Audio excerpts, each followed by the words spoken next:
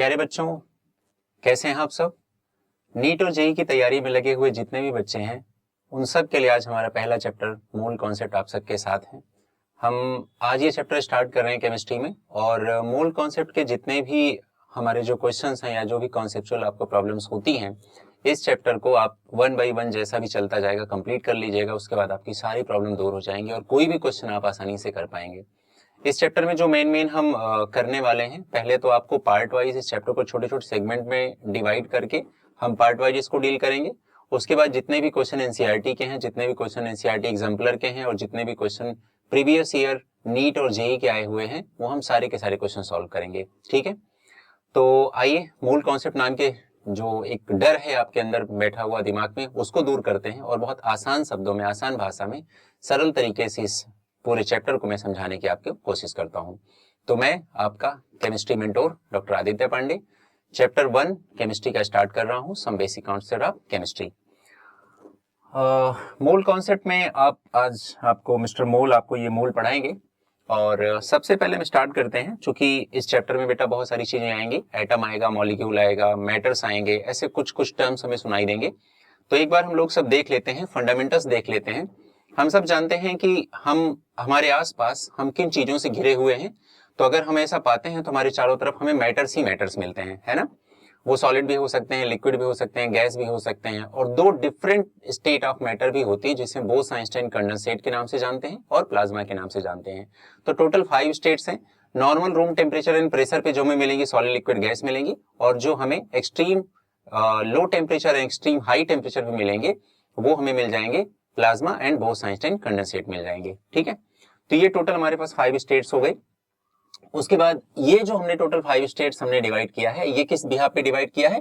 Physical properties of matter के behalf पे किया है। दूसरा, केमिकल प्रॉपर्टीज के बिहाफ पे अगर हम देखें तो हम एलिमेंट में, मिक्सचर में एंड कंपाउंड में भी किसी भी कंपाउंड केमिकल को हम लोग डिवाइड कर सकते हैं। ठीक है, अब देखो बेसिक डिफरेंस सबको पता होगा, चूंकि मैं मोल डील करने चल रहा हूं, हम लोग मोल पढ़ने चल रहे हैं, तो उसमें बहुत ज्यादा वो जो स्ट्रक्चर ऑफ एटम का पार्ट है वो इसमें बहुत ज्यादा हम इंक्लूड नहीं कर रहे हैं। ठीक है, देखिए अब हम स्टार्ट करते हैं। क्या है atomic mass of an element? क्या होता है? One atom of hydrogen has a mass of 1.673 into 10⁻⁻24 ग्राम होता है। देखिए होता क्या बेटा कि जब हमने एक एटम हाइड्रोजन का मेजर किया, उसका मास मेजर किया, तो वो उसकी वैल्यू इतनी आई। और इसको कैसे मेजर किया होगा? स्पेक्ट्रोस्कोपी की हेल्प से किया होगा। तो स्पेक्ट्रोस्कोपी से हम लोगों ने फाइंड आउट किया होगा कि एक हाइड्रोजन एटम का मास इतना है। Carbon 12 atom is that atom of carbon which has 6 proton and 6 neutron in its nucleus, so that its mass number is 12। ठीक है, तो हम सबको पता है कि कार्बन का जो मास नंबर होता है, ये तो हो गया, इसका क्या हो गया? ये एटॉमिक नंबर हो गया। Atomic number he number of proton के बराबर होता है, और अगर ये कार्बन न्यूट्रल है तो यही इलेक्ट्रॉन के बराबर भी होगा। फिर उसके बाद अगर हम न्यूट्रॉन कैसे निकालते हैं? ये जो आपको मास नंबर दिख रहा है माइनस ये जो आपको एटॉमिक नंबर दिख रहा है, तो 12 माइनस 6 इज इक्वल टू 6। तो इसमें 6 ही क्या हो गए? न्यूट्रॉन भी हो गए। अब आता है नया टर्म की एटॉमिक मास यूनिट या एएमयू क्या होता है ना। तो 1 AMU is equal to 1/12 of the mass of carbon 12 atom. मान लेते हैं हमारे पास एक कार्बन 12 एटम है, उसका जो 1/12 पार्ट होगा वो 1 AMU के बराबर होगा। ठीक है, the atomic mass of all other elements are determined by comparing the mass of their atom which has the mass of a carbon 12 atom। तो हमें ये ध्यान रखना है कि जब भी हम किसी भी एटम का मास मेजर करने की कोशिश करते हैं तो हम कोई ना कोई चीज से कंपेयर करते हैं। जैसे मान लो आप लोग सब्जी खरीदने गए, है ना, तो सब्जी खरीदते समय आपने देखा होगा कि जो सब्जी वाले भैया होते हैं उनके पास एक स्पेशल टाइप का बाट होता है ना। तो वो 1 kg का हो सकता है, 2 kg का हो सकता है, 5 kg का हो सकता है, वो छोटे छोटे बाट भी होते हैं। तो जब वो सब्जी तौलते हैं तो क्या करते हैं, एक पलड़े पे वो 1 kg रखते हैं, दूसरे पलड़े पे उसके बराबर की सब्जी रख देते हैं। अब अगर मान लो उनके पास दूसरा बाट ना हो तो क्या कर सकते हैं, वो उसी बाट को मल्टीपल टाइम रिपीट करके किसी का भी मास निकाल सकते हैं, है ना। वही चीज हमारे पास यहाँ पर है। जब हम किसी केमिकल कंपाउंड का, केमिकल सब्सटेंस का अगर हमें वेट देखना होता है, मास देखना होता है, तो हम किसकी हेल्प लेते हैं? एएमयू में उसको फाइंड आउट करने की कोशिश करते हैं। अब सवाल आता है 1 AMU क्या है। मान लेते हैं हमारे पास एक कार्बन 12 एटम है, कार्बन 12 एटम का जो 1/12 पार्ट होता है वो 1 AMU के बराबर होता है। फिर हम इसी से सबको कंपेयर कर करके कि ये उस बाकी, जैसे मान लो कि मुझे निकालना है ऑक्सीजन का, तो हमें ये देखना पड़ेगा कि ऑक्सीजन का ये जो अमाउंट है ये, या ऑक्सीजन का जो एटम है वो कार्बन के रेस्पेक्ट में, कार्बन के कंपैरिजन में कितना हैवी है, कितना वो है ना, इस हिसाब से हम लोग देख सकते हैं। आगे है the present standard of the atomic 12 masses is carbon 12 atom which has been assigned an atomic mass of exactly 12 unit। ठीक है, 12U। ओके, तो ये यहां से हम लोग इसके स्टार्ट कर लेते हैं। अब देखिए यहाँ पर छोटे छोटे पॉइंट्स लिखे हैं। It has been found by experiment that the mass of carbon 12 atom is 1.9926 into 10 raised to the power minus 23 ग्राम। तो ये भी स्पेक्ट्रोस्कोपी की हेल्प से पाया गया कि अगर आपके पास 1 कार्बन 12 एटम है तो उसका जो मास निकल के आ रहा है वो कितना आ रहा है, 1.9926 into 10 raised to the power minus 23 ग्राम आ रहा है। 1 atomic mass unit, atomic mass unit को हम लोग आगे चल करके U से रिप्रेजेंट करते हैं। U का मतलब होता है यूनिफाइड मास, है ना, मतलब कि सबसे फंडामेंटल मास। तो 1 U इज इक्वल टू कितना होता है, 1.6605 इंटू 10 रेज़ पावर माइनस 24 ग्राम के बराबर हो जाएगा।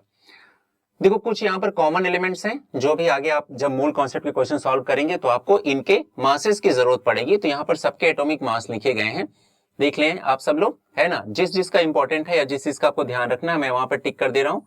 सोडियम का यहाँ पर लिखा है 23 लिखा हुआ है। एल्यूमिनियम का यहाँ पर आप देख सकते हैं कितना लिखा है, 27 लिखा हुआ है। ठीक है, फास्फोरस का यहाँ पर कितना लिखा है, 31 लिखा हुआ है। ओके, और क्लोरीन का यहाँ पर कितना लिखा हुआ है, 35.5 लिखा हुआ है। पोटेशियम का यहाँ पर कितना लिखा है, 39 लिखा है।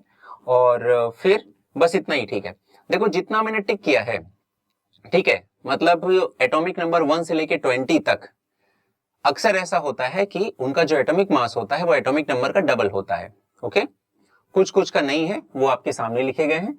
ठीक है, सोडियम एटॉमिक नंबर 11 होता है तो यहाँ पर इसका एटॉमिक मास 23 है। एल्यूमिनियम एटॉमिक नंबर 13 होता है, इसका 27 है। फास्फोरस का 15 होता है, 31 है। क्लोरीन का 17 होता है, 35.5 है। पोटेशियम का 19 होता है, 39 है।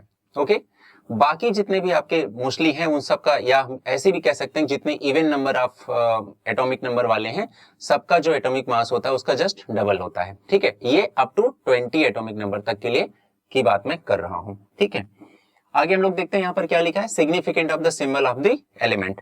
एक कोई एलिमेंट हमारे पास है, तो जैसे मान लो मैंने कहा सोडियम, तो आप sodium is represented by Na। तो what is the significance of Na, है ना। सोडियम जो भी हमारे पास है या सोडियम जो एलिमेंट हम लिख रहे हैं वो एक्चुअल में रिप्रेजेंट क्या करता है। तो यहाँ लिखा हुआ है कि symbol represents name of the element. सबसे पहले तो आप उस सिंबल को देख करके पता लगा लेते हैं किस एलिमेंट के बारे में डिस्कशन चल रहा है। Second point, symbol represents one atom of that element.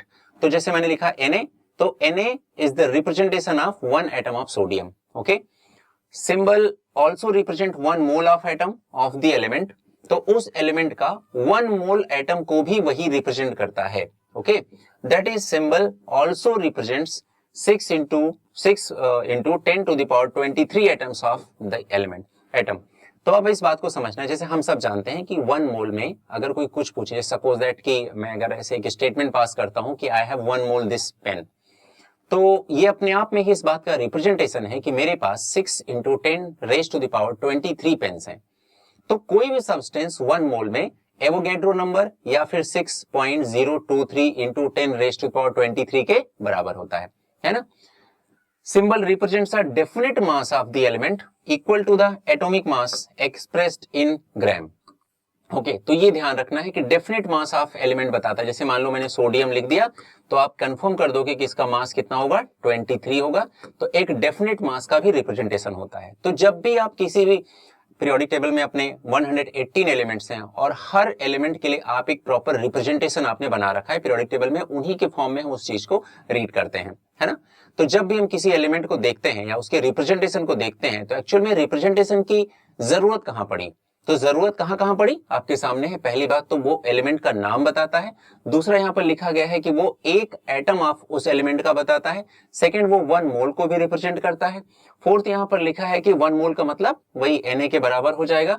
और लास्ट लिखा है कि वो क्या रिप्रेजेंट करता है, definite mass of that element represent करता है। इतनी सारी इंफॉर्मेशन उस एलिमेंट के रिप्रेजेंटेशन से हमारी सॉल्व होती है, इस वजह से हम उसको सिंबलाइज करने की कोशिश करते हैं। आगे देखिए यहां पर लिखा है, चूंकि अभी स्पेक्ट्रोस्कोपी के हेल्प से मैंने बताया आपको कि एक कार्बन एटम अगर अपने पास है तो उसका मास कितना होता है, इतना होता है ना। तो आपने देखा कि 1.9926 into 10⁻⁻23 gram of C12 atom is equal to 1 atom of carbon. Okay, तो बताओ इतने ग्राम में 1 एटम है तो 1 ग्राम में कितने होगा, तो हम यहां लिख सकते हैं कि 1 डिवाइड बाई 1.9926 इंटू 10⁻⁻23 हो जाएगा। क्लियर है बेटा? ठीक है, फिर 12 ग्राम में कितना होगा, बिल्कुल यूनिटरी मेथड लग रहा है यहां पर, तो ये भी हो जाएगा 1.9926 इंटू 10⁻⁻23 और इंटू कितना हो जाएगा, 12 हो जाएगा। ठीक है, ये -23 को ऊपर लेके जाएंगे, कितना हो जाएगा, +23 हो जाएगा। और जब हम इसको सॉल्व करेंगे तो आंसर आ जाएगा 6.023 इंटू 10⁻23 आ जाएगा।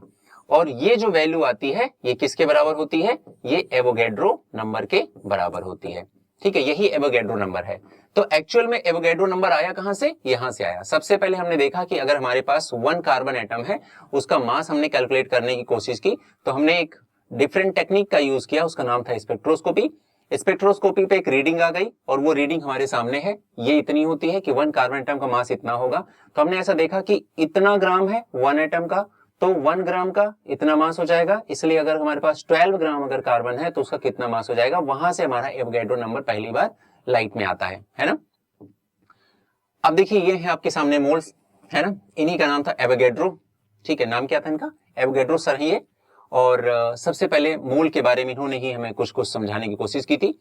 Mole is an amount of substance that has an many species like atoms, molecules, ions, electrons, protons, neutrons, etc. as atom represent in 12 gram of C12 isotope. Okay?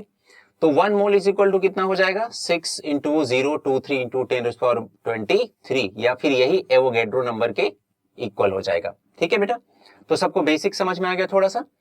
आइए अब देखते हैं अब जो कैलकुलेटिव पार्ट है ना, कि अगर कभी भी क्वेश्चन मोल का आता है, मोल हमें कैलकुलेट करना है, तो मोल कैलकुलेट करने का तरीका हमारे पास क्या होगा, ये जो आपके सामने लिखा हुआ है। ठीक है, आइए हम देखते हैं इसको हम कैसे करेंगे। सपोज दैट आपको किसी क्वेश्चन में मास गिवन है, तो जो भी किसी भी एलिमेंट का, किसी भी एटम का, किसी भी मॉलिक्यूल का, किसी भी कंपाउंड का, किसी भी आयन का अगर आपको मास गिवन है तो आप उसको डिवाइड कर देंगे किससे, मॉलिक्यूलर मास से।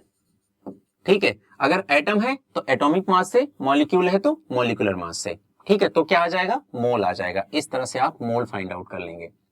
ठीक है, और अगर मोल से मॉलिक्यूल निकालना है तो जैसा कि आप जानते हैं, अभी मैंने बोला कि 1 मोल में कुछ भी आपसे पूछा जाए तो वो 1 एवोगैड्रो नंबर के बराबर होता है। तो अगर मैं पूछूं 1 मोल में मॉलिक्यूल कितने होंगे, तो आप बोलो कि ये भी तो 1 एवोगैड्रो नंबर के इक्वल ही होगा। ठीक है, और मान लेते हैं मैं वॉल्यूम गिवन है और हमें मोल फाइंड आउट करना है।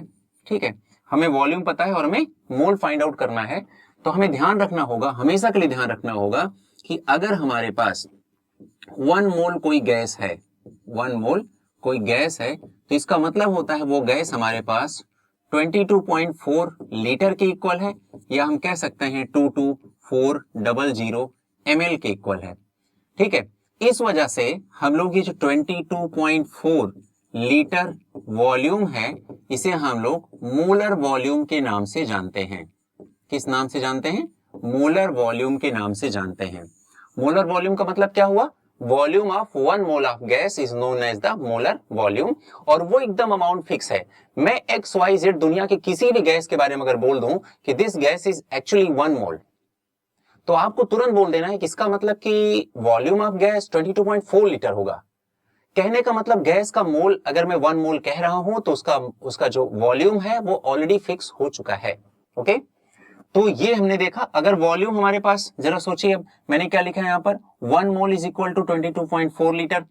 तो अगर 22.4 लीटर में 1 मोल है तो एक वॉल्यूम में कितना होगा, तो अगर वॉल्यूम कुछ भी गिवन है तो जो भी अपने पास गिवन वॉल्यूम है उसमें आपको डिवाइड किससे करना पड़ेगा, 22.4 लीटर से डिवाइड करना पड़ेगा, या फिर डिवाइड करना पड़ेगा 22400 ml से डिवाइड करना पड़ेगा। ठीक है, तो किसी से भी डिवाइड करिए, आपका क्या आ जाएगा आंसर, मोल का आ जाएगा। क्लियर, एक समझ में आ गया सबको। अब जस्ट इसका उल्टा सोचिए, अगर आपको मोल से मॉलिक्यूल निकालना गया तो मॉलिक्यूल से मोल भी निकालना आएगा, इसका जस्ट उल्टा करना पड़ेगा। अगर यहाँ मोल से मॉलिक्यूल निकालते समय आपने Na से मल्टीप्लाई किया है तो मॉलिक्यूल से मोल निकालते समय Na से डिवाइड करना पड़ेगा। तो यहां पर हम लोग Na से डिवाइड कर देंगे। मोल से अगर हमें मास निकालना है तो जब बताओ मास से मोल निकालना था तो हमने मॉलिक्यूलर मास से डिवाइड किया, तो अगर मोल से मास निकालना हो तो हम मल्टीप्लाई कर देंगे, मॉलिक्यूलर मास से मल्टीप्लाई कर देंगे, ठीक है। इसी तरह से अगर हमें वॉल्यूम से मोल निकालना था तो हमने डिवाइड किया 22.4 लीटर से। अगर मोल से हमें वॉल्यूम निकालना हो तो हमें क्या करना पड़ेगा, मल्टीप्लाई करना पड़ेगा 22.4 लीटर से। और वैसे भी क्यों करना पड़ेगा, साफ साफ देखिए, 1 mole is equal to 22.4 litre volume. तो जितने मोल है उसमें 22.4 लीटर से मल्टीप्लाई करते जाएंगे और उतना वॉल्यूम ऑफ गैस आता जाएगा, ठीक है। अब हम आते हैं कि हमने इस सारे सेगमेंट को फॉलो करते हुए, इस रूल को फॉलो करते हुए मॉलिक्यूल तक तो पहुंच गए और हमने मॉलिक्यूल फाइंड आउट कर लिया। ओके, हमें मॉलिक्यूल के नंबर पता चल गए। अब मॉलिक्यूल के नंबर पता चल गया, अब हमें आगे क्वेश्चन क्या क्या आ सकता है, उस मॉलिक्यूल में कितने एटम है, कितने इलेक्ट्रॉन है, कितने प्रोटॉन है, कितने न्यूट्रॉन है, कितने चार्जेस हैं, कितने वैलेंस इलेक्ट्रॉन है, इतने सारे क्वेश्चन आ सकते हैं। तो जब मॉलिक्यूल हमने निकाल लिया, सपोज दैट हमने निकाला, हमारे पास अमोनिया है ना, मान लेते हैं किसी क्वेश्चन में हमारे पास अमोनिया है और अमोनिया का एक्स मॉलिक्यूल आंसर आ गया, यहां तक फाइंड आउट किया हमने, एक्स आ गया, ठीक है। फिर क्वेश्चन पूछ रहा है कि अमोनिया के कितने एटम होंगे, तो आपको ऐसे देखना है कि एक अमोनिया मॉलिक्यूल में 1 और 3a टोटल कितने एटम है, 4 एटम है। तो आपको जो भी मॉलिक्यूल का नंबर आया हुआ है उसमें 4 से मल्टीप्लाई कर देंगे तो एटम का नंबर आ जाएगा। कहने का मतलब मॉलिक्यूल कल तक तो निकालना, कैलकुलेट करना वो तो मैंडेटरी है, कंपलसरी है, इंपॉर्टेंट है, वहां तक तो आप मिस कर ही नहीं सकते हैं। जब मॉलिक्यूल के नंबर आ जाए तो आपको चुपचाप क्या करना है, जो भी आपसे एग्जाम में क्वेश्चन पूछ रहा है उसके नंबर देख लीजिए कि उस मॉलिक्यूल में कितने हैं और उसी से मल्टीप्लाई कर दीजिए। अब सपोज दैट मैंने बोला कि अमोनिया के एटम बताने हैं तो पहले मॉलिक्यूल फाइंड आउट करिए, चूंकि एटम अमोनिया में 4 होते हैं टोटल, तो 4 से मल्टीप्लाई कर दीजिए। अगर वो पूछे हाइड्रोजन एटम बताइए तो पहले मॉलिक्यूल के नंबर निकालने हैं, फिर देखना है कि अमोनिया में तो 3 हाइड्रोजन एटम होते हैं, तो फिर उस मॉलिक्यूल के नंबर में 3 से मल्टीप्लाई कर दीजिए। तो इसका मतलब जो भी क्वेश्चन पूछ रहा है उसमें हम क्या करेंगे, n से मल्टीप्लाई करेंगे, हर जगह हम n से मल्टीप्लाई करते चलेंगे और जो पूछेगा उसी के n से मल्टीप्लाई करेंगे, हमारा आगे सब कुछ आता जाएगा। और अगर एटम दे दिया, मॉलिक्यूल निकालना है, ठीक है, तो हम क्या करेंगे, यही डिवाइड बाई n करना स्टार्ट कर देंगे, ठीक है। तो ये फ्लो चार्ट सब लोग अच्छे से बना लें, ठीक है। देखो बेटा, एक बात समझना, मूल कॉन्सेप्ट आमतौर पे बच्चों को टफ लगता है और ये मैं वीडियो सिर्फ इसी पर्पज से बना रहा हूं कि जो बच्चे इस मूल कॉन्सेप्ट नाम के चैप्टर में स्ट्रगल करते रहते हैं उनका स्ट्रगल बिल्कुल खत्म हो जाए। और मैं बहुत ईमानदारी के साथ, एक प्रॉपर गारंटी के साथ मैं आपसे कह सकता हूं कि अगर आपने प्रॉपर ये मूल कॉन्सेप्ट अपने साथ कंप्लीट कर लिया तो सच में ऐसा कोई कुछ क्वेश्चन नहीं होगा कि आपसे जो गलत हो जाए, पहली बात। दूसरी बात, पूरे के पूरे मूल कॉन्सेप्ट नाम के इस चैप्टर में आपको बहुत अच्छे से कॉन्फिडेंस आ जाएगा कि अब मुझसे तो सारे क्वेश्चन सॉल्व हो जाएंगे, ओके। तो ये फ्लो चार्ट बना लीजिए और ध्यान रहे कि नोट्स साथ साथ में बनाते रहिए, है ना। नोट्स मैं आपको प्रोवाइड नहीं कर पा रहा हूं, मतलब नहीं करूंगा, क्योंकि साथ साथ बनाएंगे तो एक अटेंटिवनेस रहेगा। साथ में मैं आपको बहुत कुछ प्रोवाइड करूंगा, जैसे एनसीईआरटी एक्सट्रैक्ट प्रोवाइड कराऊंगा, है ना। जितने भी प्रीवियस ईयर क्वेश्चन है उनका वीडियो प्रॉपर दूंगा आपको, एनसीईआरटी क्वेश्चंस का पूरा प्रॉपर वीडियो मिलेगा, सॉल्यूशन का, एनसीईआरटी एग्जाम्पलर का प्रॉपर सॉल्यूशन का वीडियो आपको मिलेगा, क्लास टेस्ट लूंगा उसका वीडियो मिलेगा आपको, सॉल्व करने के लिए डीपीपीज मिलेंगी जिन्हें हम स्प्रिंट के नाम से देंगे, उनका सारा प्रॉपर आपको सॉल्यूशन का वीडियोस यहाँ पर अवेलेबल होगा। माइंड मैप दूंगा मैं सारे चैप्टर में, माइंड मैप आपको मिलेगा, है ना। और हर एक चैप्टर से 30 सुपर क्वेश्चन में कराऊंगा, वो सुपर 30 क्वेश्चंस ऐसे होंगे कि उन 30 क्वेश्चन को करके वो पूरा कंप्लीट चैप्टर हमें बहुत अच्छे से समझ में आ जाएगा, उसका प्रॉपर आपको वीडियो मिलेगा, है ना। तो इतनी सारी चीजें मैं आपको प्रोवाइड करा ही रहा हूं, एनसीईआरटी एक्सट्रैक्ट प्रोवाइड करा ही रहा हूं, तो आपको अपनी तरफ से कुछ मेहनत करने की जरूरत नहीं है, बस क्लास के साथ साथ फ्लो में चलते रहना। हाँ, आपके ऊपर एक रिस्पॉन्सिबिलिटी है कि नोट्स साथ साथ में बनाते रहना है, ओके। और जो भी डाउट्स हैं, क्वेरीज हैं, आप कमेंट सेक्शन में आप जैसे ही आंसर करेंगे, है ना, या जैसे भी अपनी क्वेरीज पूछेंगे, नेक्स्ट वीडियो में उसी के ऊपर बना दूंगा, चाहे वो कितना छोटा या बड़ा बनाना पड़े, आपके डाउट्स को ध्यान में रखते हुए मैं एक प्रॉपर अलग से वीडियो बना दूंगा, ठीक है। आइए बेटा, हम लोग आगे बढ़ते हैं। अब देखते हैं हम लोग, सब लोग स्टार्ट हो जाए, है ना। अपने पास क्या क्या लेके बैठ जाना है, एक नोट्स लेके बैठ जाइए, एक साथ में रफ नोटबुक रख लीजिए, एक पेन रख लीजिए अच्छे से, और इन क्वेश्चंस को हम सॉल्व करने की कोशिश करेंगे। क्वेश्चन क्या है, फाइंड नंबर ऑफ मोल्स। अब यहाँ पर आप देख रहे हैं कि हमें कुछ तो यहाँ पर दिया गया है और सब में हमें मोल फाइंड आउट करना है। जब हम ध्यान से देख रहे हैं तो हमें पा रहे हैं कि पहले क्वेश्चन में लिखा है 6 ग्राम हाइड्रोजन। इसका मतलब 6 ग्राम क्या है, ग्राम में क्या दिया जाता है, मास दिया जाता है, यानी कि यहाँ पर मास गिवन है और मोल हमसे पूछा जा रहा है। और अभी हमने देखा कि जब हमें मास गिवन हो और मोल हमसे क्वेश्चन में पूछा जाए तो मास से मोल निकालने के लिए हम क्या करते हैं, मॉलिक्यूलर मास से या एटॉमिक मास से या कंपाउंड के मास से हम उसको डिवाइड कर देंगे। तो given mass divide by atomic mass या मॉलिक्यूलर मास या compound mass is equal to mole of that compound या एटम और मॉलिक्यूल। ओके, तो बेटा यहाँ पर जिस हिसाब से ये दिया गया है उस हिसाब से हम क्या करेंगे, पहला क्वेश्चन सॉल्व करने चल रहे हैं। हमने यहीं पर लिख दिया है कि मोल का फॉर्मूला क्या हो जाएगा, जो भी गिवन मास है, गिवन मास है डिवाइड बाई हम लोग क्या करेंगे, मॉलिक्यूलर मास कर देंगे। तो यहां पर हम लोग मॉलिक्यूलर मास से डिवाइड कर देंगे, मोल आना स्टार्ट हो जाएगा। चलिए पहले क्वेश्चन को सॉल्व करते हैं हम लोग। गिवन मास कितना है 6 ग्राम, ठीक है, और डिवाइड बाई हाइड्रोजन का मॉलिक्यूलर मास कितना होगा, एक हाइड्रोजन पे चार्ज कितना मतलब एटॉमिक मास कितना होता है 1.008। 008 को हम लोग नेग्लेक्ट कर देंगे, कितना आएगा 1 आएगा। 2 हाइड्रोजन है तो 1 + 1 आएगा यानी कि 2 आएगा, ठीक है, तो हमने 2 लिख दिया। अब आता है मोल की यूनिट क्या होती है, मतलब सॉरी मॉलिक्यूलर मास की यूनिट क्या होती है, तो हम लोग मॉलिक्यूलर मास की यूनिट होती है 2 ग्राम पर मोल होती है। क्या होगी, ग्राम पर मोल होगी। तो देखो ये ग्राम से ग्राम क्या हो जाएगा आपका, ये कैंसिल हो जाएगा, ठीक है, ये 2 से कैंसिल हो जाएगा 3 और आंसर कितना आ जाएगा 3 मोल आ जाएगा, ठीक है, ये आंसर आ गया। इसी तरह से सेकंड क्वेश्चन कर लीजिए, कितना मास गिवन है यहाँ पर 8 ग्राम गिवन है, ठीक है, डिवाइड किससे करना है, हीलियम से। हीलियम का सबको मास पता है 2He4 से हम लोग हीलियम को रिप्रेजेंट करते हैं। तो यहाँ पर एटॉमिक मास कितना आ गया 4 आ गया। तो हम लोग किससे इसको डिवाइड करेंगे, 4 ग्राम पर मोल से डिवाइड करेंगे, ठीक है, यूनिट वगैरह सब ध्यान रहे। ग्राम से ग्राम कैंसिल हो गया, 4 से ये कैंसिल हो गया, 2 आ गया, तो आंसर कितना आ गया 2 मोल आ गया, ठीक है, ये आ गया। उसके बाद हम लोग क्या करेंगे, 8 ग्राम ऑफ हाइड्रोजन है तो सबसे पहले हम लोग लिखेंगे 8 ग्राम लिखेंगे। उसके बाद ये गिवन मास हो गया। अब ये हाइड्रोजन एटम है तो एटम का क्या लिखते हैं एटॉमिक मास, और हाइड्रोजन के एटॉमिक मास कितना होता है 1 होता है, तो यहाँ 1 लिखेंगे। यूनिट क्या होती है एटॉमिक मास की या मॉलिक्यूलर मास की, ग्राम पर मोल होती है, ठीक है। तो हम क्या करेंगे, ग्राम से ग्राम कैंसिल, 1 से ये कैंसिल, तो कितना आ गया 8 मोल हमारा आंसर आ गया, ठीक है। उसके बाद हम लोग इस वाले क्वेश्चन पे चलेंगे। यहां पर हमारा गिवन मास कितना है 13.2 gram divide by carbon dioxide है, कार्बन डाइऑक्साइड का फॉर्मूला ये बनेगा, ठीक है। यहां पर अपने पास कार्बन का मास कितना होता है, कार्बन के एटॉमिक मास कितना होता है बेटा 12 होता है, और ऑक्सीजन कितना हमारे पास 2 ऑक्सीजन है, एक ऑक्सीजन का मास कितना होता है 16 होता है, तो ये टोटल कितना आ जाएगा 44 आ जाएगा, ठीक है। ये 16 2 से कितना होगा 32 और 32 और 14 कितना होगा 44 आ जाएगा। तो यहां पर हम क्या रख देंगे, यहां पर हम रखेंगे 44 ग्राम पर मोल रख देंगे, ठीक है। तो जब हम इसको देखेंगे सॉल्व करेंगे, ग्राम से ग्राम कैंसिल हो जाएगा और ये कितना होगा 3 टाइम्स यहां पर जाएगा, तो ये हो जाएगा 0.3 मोल आंसर आ जाएगा, ठीक है। अब उसके बाद अगला क्वेश्चन है 120 ग्राम ऑफ यूरिया। यूरिया का फॉर्मूला हम सबको पता होगा बेटा, यूरिया का फॉर्मूला होता है NH2CO NH2, ठीक है। अब इसका भी पहले तो गिवन मास कितना है इसका 120 ग्राम, ये गिवन मास है, डिवाइड बाई अमोनिया का मॉलिक्यूलर मास कैसे निकालेंगे, नाइट्रोजन का कितना होता है बेटा 14, ठीक है, हाइड्रोजन कितना होता है 1, 2 हाइड्रोजन है तो 1 + 1 यानी कि 2, तो हमने लिख दिया 2 × 1, ठीक है, प्लस कार्बन का कितना होता है 12 प्लस ऑक्सीजन का कितना होता है 16 प्लस नाइट्रोजन कितना होता है 14 प्लस हाइड्रोजन कितना होता है 2 × 1, टोटल कितना आ जाएगा 60, ठीक है। तो यहां पर हम किससे डिवाइड कर देंगे 60 ग्राम पर मोल से, ठीक है, ये हमने डिवाइड कर दिया।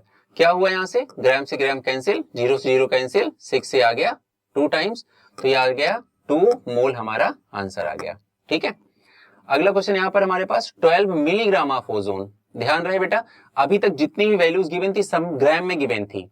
हमेशा ध्यान रहे जो भी हम गिवन मास लिखते हैं, गिवन मास हमेशा हमें ग्राम में लिखना है।